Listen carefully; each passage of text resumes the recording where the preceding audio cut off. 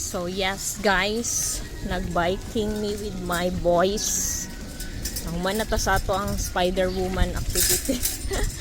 Nag-biking na pud ni guys. Si Clyde guys kay niapas lang sa mo ang balay sa Purok 13 from Purok 6 nga siya lang isa. Nanawag yung papa kay wala daw siya nananghid. Nakuratan pod ko nga nakauli na siya. Kay kami lang man ni kuya ganina ang nilakaw. Kay tulog pa sila. Di nga nakarisgado ang Clyde. Ano dito si kuya guys. Sa isa mig bike. Ang kitty og papa nabilin. Hengak. So nag nature trip lang pod mi.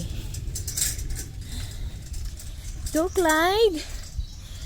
Si Clyde is nakabalo siya magbike since 3 years old siya guys. The same with kuya. Para sa ilahang physical activities. Kay dili na ko gusto na magsige sila og cellphone.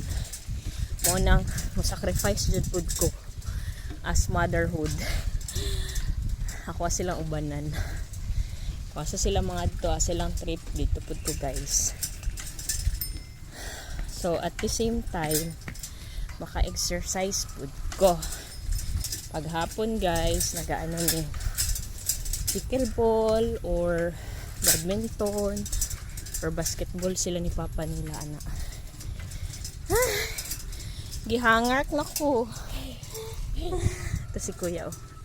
Layo na si kuya. So doon lang sa among destination. So mo lang to for today's video guys. Thank you sa pagtanaw. Bye bye.